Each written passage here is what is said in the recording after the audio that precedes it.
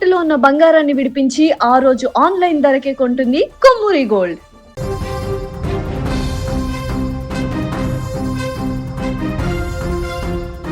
మహబూబాబాద్ జిల్లా నరసింహులపేట మండల పరిషత్ కార్యాలయంలో అవినీతి అధికారులను ఏసీబీ అధికారులు అదుపులోకి తీసుకున్నారు.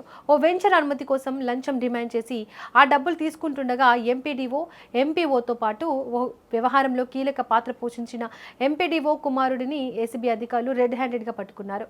ఈ ఘటన జిల్లా వ్యాప్తంగా తీవ్ర సంచలనం సృష్టించింది.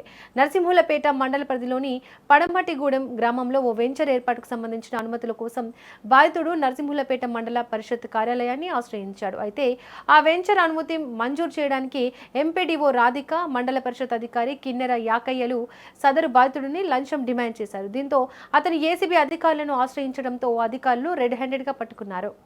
ఇదే అంశానికి సంబంధించి మరింత సమాచారాన్ని మా రిపోర్టర్ మధు అందిస్తారు. మధు, చెప్పండి, నరసింహులపేట మండల పరిషత్ కార్యాలయంలో జరిగిన ఈ ఏసీబీ దాడి ఎలా జరిగింది?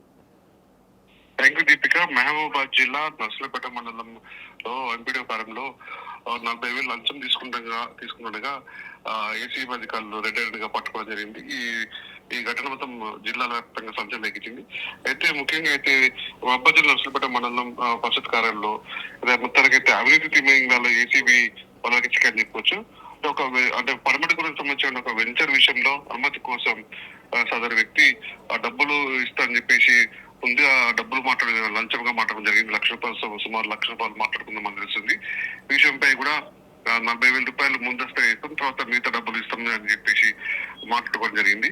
ఈ విషయంపై కూడా అయితే ఎవరైతే సదరు పడమటిగూడెం చెందిన వెంచర్ ఓనర్ ఎవరైతే ఉన్నారో తను ఈ డబ్బులు ఇవ్వడం తనకు ఇష్టం లేక ఏసీబీ అధికారులు మాత్రం ఆశ్రయించాడు. అంటే ఏసీబీ అధికారులు కూడా పథకం ప్రకారంగా ఈ వాళ్ళ రెడ్ హ్యాండెడ్ వాళ్ళు పట్టుకోవడం జరిగింది.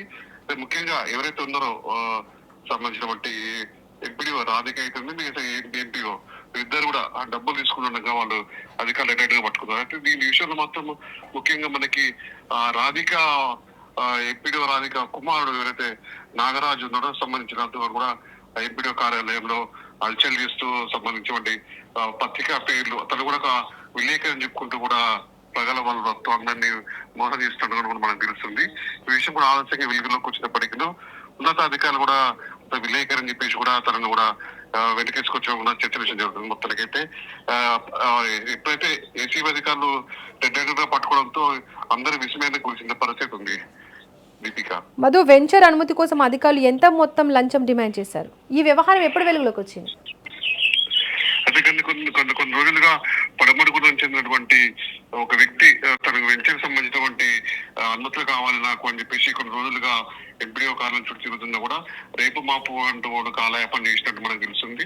అయితే ₹1,00,000 ఇస్తా అని చెప్పేసి ఫైనల్ చేసుకున్న సందర్భంలో కూడా ఈ రోజు ₹40,000 ఇస్తాం, మిగతా అనుమతులు వచ్చాక ₹60,000 ఇస్తామని చెప్పేసి డీల్ ఓకే కుదిర్చుకున్న మనకు తెలుస్తుంది.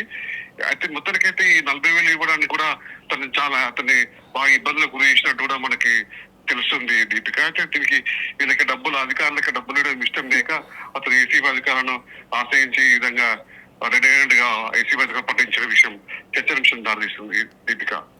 మధు, ఈ కేసులో ఎంపీడీఓ కుమారుడి పాత్ర ఉందా? ఆయనపై కూడా ఏసీబీ ఎలాంటి చర్యలు తీసుకుంది?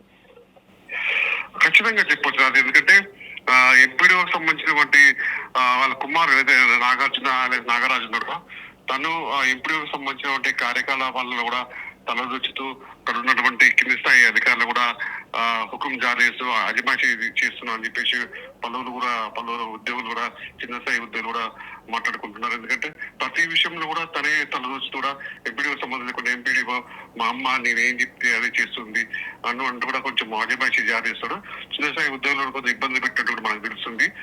ఇదే విషయం ఇంకో విషయం ఏంటంటే మొన్న జరిగినటువంటి అక్రేషన్ విషయంలో కూడా తను ఏదో చిన్న పత్రికకి కూడా అక్రేషన్ తీసుకుని నేను విలేకరుని కూడా చలాయిస్తున్నాడు, విలేకరి నేను ఎవరు ఏం చేయాలని చెప్పేసి కూడా కొంచెం బాటగా చర్చించుకున్న పరిస్థితి ఉంది Deepika. Right Madhu, thank you.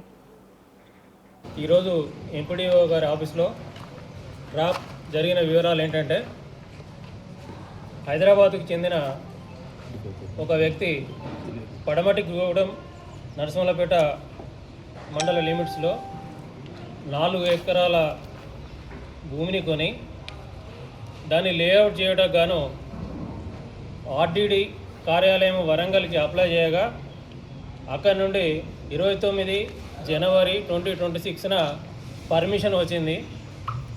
ఆ పర్మిషన్లో పంచాయతీ సెక్రటరీ గారికి ఇన్స్ట్రక్షన్స్ ఇవ్వడం జరిగింది. కావాల్సిన ల్యాండ్ మార్టిగేజ్ చేసుకొని వాళ్ళకు పర్మిషన్ ఇవ్వండి అని చెప్పి ఇన్స్ట్రక్షన్స్ ఇవ్వడం జరిగింది.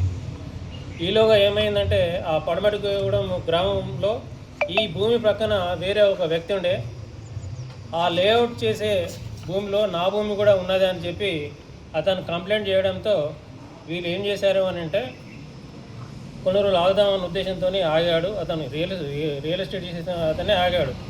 తర్వాత మా ఎంఆర్ఓ ఆఫీస్లో సర్వే కూడా చేయించాడు. ఆ సర్వేలో అతని భూమి అక్కడ లేదని కూడా నిర్ధారించడం జరిగింది. సో ఈ క్రమం లోపల అతను హైకోర్టులో రిట్ పిటిషన్ ఫైల్ చేయగా హైకోర్టు నుండి ఎంపీడీఓ గారికి, ఎంపీఓ గారికి, సెక్రటరీకి మరియు ఆ ఫిర్యాదుదారునికి నోటీసులు వచ్చినాయి. సో ఆ నోటీసులు వచ్చే వాటిని పరిష్కరించుకునే క్రమం లోపలనే అవన్నీ మేము చూసుకుంటాము, నీకేం సంబంధం లేదు, నాకు డబ్బులు కావాలి అని చెప్పి రాధిక ఎంపీడీఓ నరసింహులపేట మరియు యాకయ్య ఎంపీఓ నరసింహులపేట ఫిర్యాదుదారుని పిలిపించి డబ్బులు కావాలి అని డిమాండ్ చేశాను. సో గత నెలలో వీరి వేధింపులకు అతను భరించలేక కొంత అమౌంట్, వాళ్ళు అడిగిన దాంట్లో కొంత అమౌంట్ ఇస్తా అని చెప్పి ఎంపీడీఓ గారికి 30,000 రూపాయలు, తర్వాత ఎంపీఓ గారికి 25,000 రూపాయలు ఇవ్వడం జరిగింది. కానీ డబ్బులు తీసుకున్నప్పటికీ కూడా వాళ్ళు ఏమాత్రం కూడా దాన్ని ప్రాసెస్ చేయకుండా పెండింగ్లో పెట్టడంతో మరి ఎందుకు గురించి పెండింగ్ పెడుతున్నారు అని అంటే, నాకు ఇంకా కొన్ని డబ్బులు కావాలని చెప్పి ఎంపీడీఓ గారు మరియు ఎంపీఓ యాకయ్య గారు ఇద్దరు డిమాండ్ చేయడంతో చివరిగా ఎంపీఓ గారేమో 25,000 రూపాయలు ఇవ్వాలని, ఎంపీడీఓ గారేమో 20,000 రూపాయలు ఇవ్వాలని వాళ్ళు చెప్పడంతో వాళ్ళకు డబ్బులు ఇచ్చి పని చేసుకోవడం ఇష్టం లేక వరంగల్లో ఉన్న మా ఏసీబీ కార్యాలయానికి వచ్చి దరఖాస్తు చేయడం జరిగింది.